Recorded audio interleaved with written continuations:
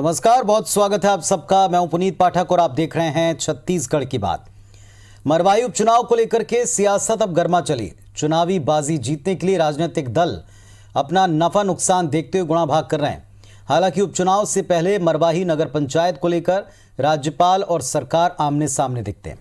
भूपेश सरकार ने मरवाही को नगर पंचायत बनाने का फैसला किया तो राज्यपाल ने इस फैसले को लेकर कुछ संशय और सवाल सामने रखे हैं। चूंकि इस फैसले का सीधा कनेक्शन मरवाही उपचुनाव से है, लिहाजा सत्ता पक्ष और विपक्ष इसे लेकर फूंक फूंक कर कदम रख रहे हैं। इस पर बहस करेंगे, दोनों पक्षों को सुनेंगे, लेकिन एक रिपोर्ट पहले आपको दिखाते हैं।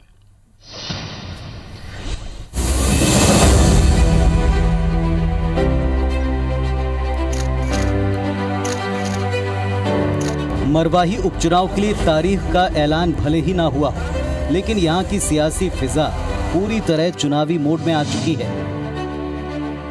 एक दूसरे पर बढ़त बनाने के लिए सियासी दल एड़ी चोटी का जोर लगा रहे हैं। वायदों और दावों के बीच बयानों के तीर चल रहे हैं। चुनावी तैयारियों के बीच राज्य सरकार ने मरवाही ग्राम पंचायत को नगर पंचायत बनाने का नया दांव खेल दिया, जिसके बाद मरवाही में जीत का सपना देख रही बीजेपी को बड़ा झटका लगा है। जाहिर है बीजेपी के पास फिलहाल इसका कोई काट नहीं, इसलिए उसकी निगाहें 29 सितंबर को राजभवन से होने वाले फैसले पर टिकी हैं। छत्तीसगढ़ की राज्यपाल महोदया उस पर संज्ञान ली है और 29 तारीख को शहरी विकास मंत्रालय का उन्होंने बैठक भी आहूत किया है और हम राज्यपाल महोदया के कदम का स्वागत करते हैं। दरअसल मरवाही को नगर पंचायत बनाए जाने को लेकर राजभवन और सरकार के बीच टकराव की स्थिति बनी हुई है। अधिसूचित क्षेत्र में नगरीय निकाय के गठन को लेकर राजभवन ने कुछ सवाल उठाए हैं। राज्यपाल अनुसुईया उइके ने सरकार से इस बाबत कुछ जानकारियां मांगी। 29 सितंबर को इस पर राज्यपाल ने विभागीय अधिकारियों की एक बैठक बुलाई है। बैठक में वैधानिक स्थिति की समीक्षा की जाएगी। इसमें अधिसूचित क्षेत्रों में नगर पंचायत गठन के बाद आरक्षण की स्थिति की जानकारी भी वो लेंगे। इधर सरकार की तरफ से मंत्री रविंद्र चौबे ने कहा कि राज्यपाल ने जो जानकारी मांगी है वो उन्हें दे दी जाएगी। मंत्री अमरजीत भगत ने कहा पहले भी ऐसा हुआ है और इस फैसले से आदिवासियों के अधिकार कतई प्रभावित नहीं होंगे। भारतीय जनता पार्टी के शासन काल में डॉक्टर रमन सिंह जी ने भी किया था और ये शेड्यूल 5 और शेड्यूल 6 के इलाके में ऐसा करने का शासन को कितना अधिकार है ये शासन समझती है। इसलिए हमने मरवाही को नगर पंचायत बनाया है। महामहिम जी क्वेरी कर सकते हैं, लेकिन सरकार के ये जो कार्य हैं उसको मैं समझता हूं कि करने का अधिकार केवल सरकार को है। निश्चित तौर पे जहां नगर पंचायत बनेगा, नगर पालिका बनेगा, वहाँ सुविधाएं बढ़ेंगी और चाहे पेयजल की हो, सड़क की हो, अन्य सुविधाएं हो तो सब बढ़ेगी। और इस दिशा में अगर राज्य सरकार करना चाहती है तो इसको सकारात्मक दृष्टिकोण से देखा जाना चाहिए। वैसे पहला मौका नहीं है जब राजभवन और सरकार के बीच टकराव की स्थिति बनी हो। इसके पहले कुलपति की नियुक्ति और विश्वविद्यालय संशोधन विधेयक को लेकर राजभवन और सरकार आमने सामने आ चुके हैं। बहरहाल राज्य सरकार उपचुनाव से पहले मरवाही ग्राम पंचायत को नगर पंचायत बनाने की प्रक्रिया शुरू कर चुकी है। मरवाही में लोहारी और कुम्हारी ग्राम पंचायतों को मिलाकर मरवाही नगर पंचायत का गठन प्रस्तावित है। इधर मुख्यमंत्री भूपेश बघेल ने गौरेला और पेंड्रा को नगर पालिका बनाने का ऐलान भी कर दिया है। इसे लेकर भी जुबानी जंग तेज हो गई है। एक तरफ जहां इसे लेकर सियासत हो रही है तो वहीं इस फैसले पर मरवाही की जनता की अपनी ही राय है। कुम्हारी ग्राम पंचायत लोकल तो कोई आपत्ति नहीं कर रहा है, उनको तो खुशी हो रही है कि हमारा मरवाही आगे बढ़ रहा है, नगर पंचायत बन गया। जिला बनने के बाद विकास होने लगेगा जो आज 20 साल से अवधित था। मरवाही नगर पंचायत के लिए मरवाही नगर से अपने जो 3 ग्राम पंचायत है तो कोई आपत्ति नहीं है और सभी लोग चाह रहे हैं कि मरवाही नगर पंचायत बने और पार्टी का इसमें किसी को कोई आपत्ति नहीं है। इसे नगर पालिका का दर्जा दिया जिसके लिए हम सभी नगरवासी इनका बहुत बहुत आभारी हैं। पेंड्रा से शरद अग्रवाल के साथ सौरभ सिंह परिहार, IBC 24 रायपुर। तो मरवाही पर तकरार को लेकर दोनों पक्ष हमारे साथ में जुड़ चुके हैं। दो बहुत ही जिम्मेदार नेता हमारे साथ जुड़ रहे हैं। परिचय आपसे करा दें। जय सिंह अग्रवाल साहब हैं, मंत्री छत्तीसगढ़ शासन के। नमस्कार अग्रवाल साहब, स्वागत है आपका इस मंच पर। और धर्मलाल कौशिक जी हैं, नेता प्रतिपक्ष और भारतीय जनता पार्टी और विपक्ष को यहाँ प्रेजेंट करेंगे। नमस्कार कौशिक साहब, आपका भी इस मंच पर बहुत बहुत स्वागत है। एक सीधा सा तर्क दिया जा रहा जय सिंह अग्रवाल साहब के इस इलाके का विकास होगा, इस इलाके को सौगात मिलेगी, विकास से सीधा जुड़ेगा, इस इलाके में उपचुनाव भी होना है, एक तरफ इसे उपचुनाव की पॉलिटिक्स से जोड़कर देखा जा रहा है और अब राजभवन से टकराव या वहाँ से कुछ आपत्तियों जैसी बातें की जा रही। असल में मामला है क्या? किस चीज़ को लेकर कोई कन्फ्यूजन है, कम्युनिकेशन गैप है या वास्तव में कोई टकराव जैसे हालात हैं? इसमें कोई टकराव की बात ही नहीं है। वहाँ की जनता की मांग पे, वहाँ के जनप्रतिनिधियों की मांग पे और आदिवासी समुदाय के भी बहुत से वहाँ के जो जनप्रतिनिधि उन सब की मांग पे मरवाई को नगर पंचायत की सौगात माननीय मुख्यमंत्री जी ने दी है। उसमें तो सभी को उसका स्वागत करना चाहिए और किसी प्रकार की राजभवन से किसी प्रकार की हमारी कोई टकराहट नहीं है। जो महामहिम राज्यपाल महोदया ने मीटिंग बुलाई है तो उस मीटिंग में जो जिन अधिकारियों को बुलाया है वो उसमें उनको दस्तावेज उपलब्ध करा देंगे। बार बार ये कहा जा रहा है कि अधिसूचित क्षेत्र है और यहाँ अधिकारों का कुछ हनन होगा, आदिवासियों के हकों का हनन होगा, जो प्रोसेस है शायद उसका पालन नहीं किया गया। सरकार अपनी तरफ से पूरी तरह क्लियर है, इसीलिए क्या कोई गैप है कम्युनिकेशन का? क्योंकि 3-4 बार ऐसी परिस्थितियां राजभवन के साथ बनी है। नहीं, ऐसी कोई ना गैप है, ना किसी प्रकार से ना कोई आदिवासियों का हनन होना है, ना वहाँ की जनता का हनन होना है।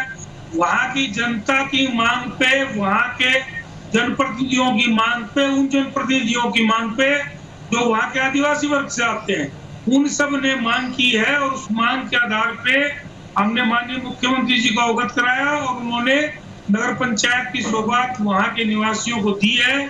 और आज पेंड्रा और गोरेला जो दोनों नगर पंचायत है उनको नगर पालिका बनाने की घोषणा भी वहाँ के लोगों की मांग पे माननीय मुख्यमंत्री जी ने की है। हमने उनकी मांग को रखा था, जनता की मांग को, और उस पे माननीय मुख्यमंत्री जी ने घोषणा की है। चलिए, हमारे साथ में धर्मलाल कौशिक जी में। धर्मलाल जी, जनता की मांग थी इलाके में विकास होगा, इसलिए न केवल उसकी घोषणा की बल्कि सरकार अब उस पर अमल कर रही है। एक तरफ कुछ सवाल और संशय भी राजभवन की तरफ से हैं, विपक्ष का इसमें क्या रुख है?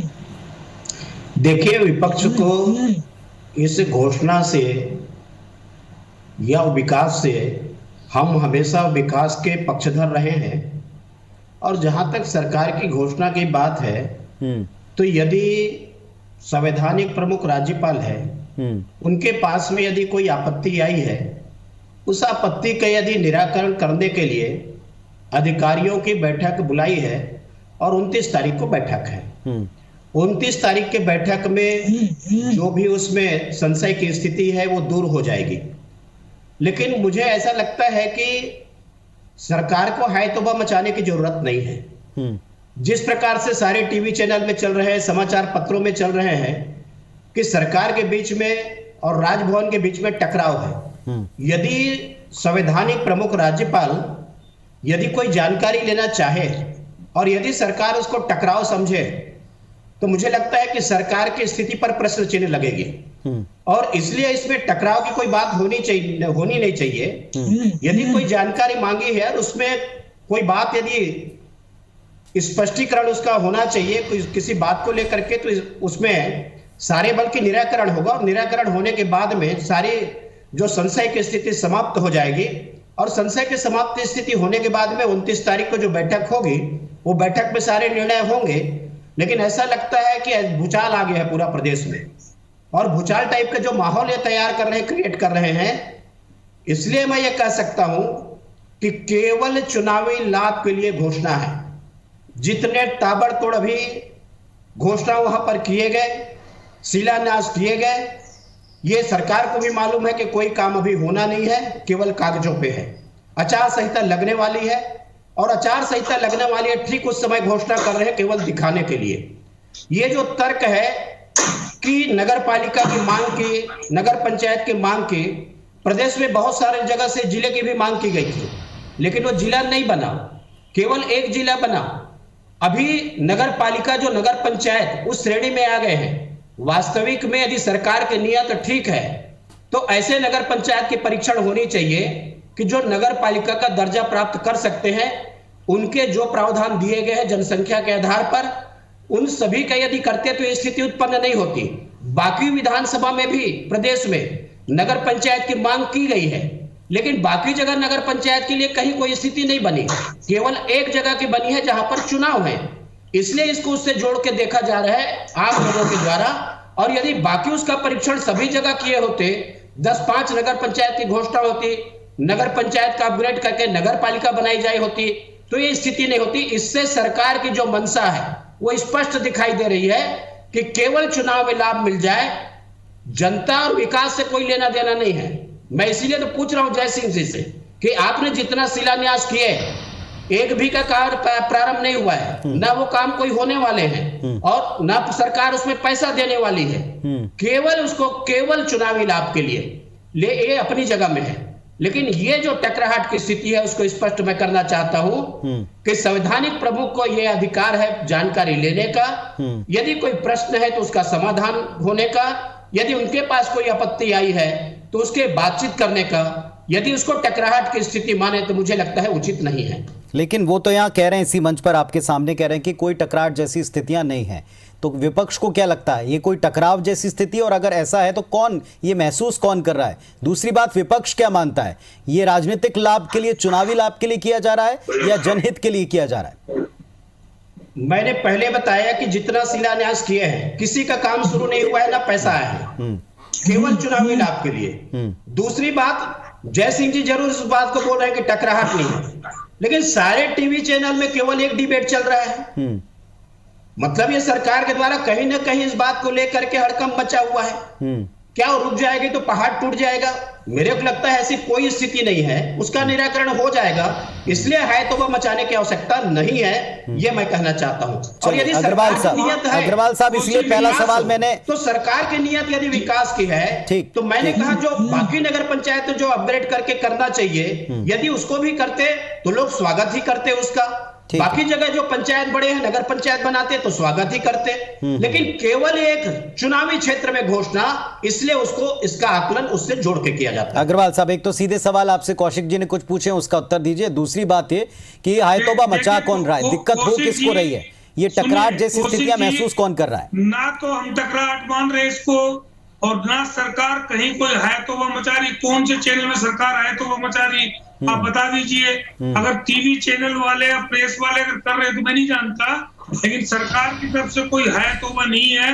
और दूसरा आपको जानकारी देना चाहता हूं कि जो जिले की घोषणा हुई उस समय कोई चुनाव नहीं था। जिले के उद्घाटन में स्वयं कौशिक जी वहां उपस्थित थे, मेरे साथ मंच पे बैठे हुए थे माननीय मुख्यमंत्री जी, वहां के विधायक भी थे, उस समय के पूर्व मुख्यमंत्री कौशिक जी भी थे, हमारे विधानसभा के अध्यक्ष भी थे, सब लोग थे। और बहुत ही अच्छे वातावरण में उस जिले का निर्माण हुआ, उद्घाटन हुआ। और कोई भी जब जिला बनता है तो वहाँ बहुत सी ऐसी चीजें होती है जिनका निर्माण करना पड़ता है, और वो काम उस जिले में हो रहे हैं। अब इत्तेफाक से अगर वहाँ चुनाव है तो ये लोग उसको जबरदस्ती चुनाव से जोड़ना चाहते हैं। आप कौशिक जी याद होगा कि पिछले समय माननीय मुख्यमंत्री जी ने 25 तहसीलों की घोषणा की, उसी मंच पे आपने मुझे कहा कि हमारी बोधरी को भी तहसील बना दीजिए।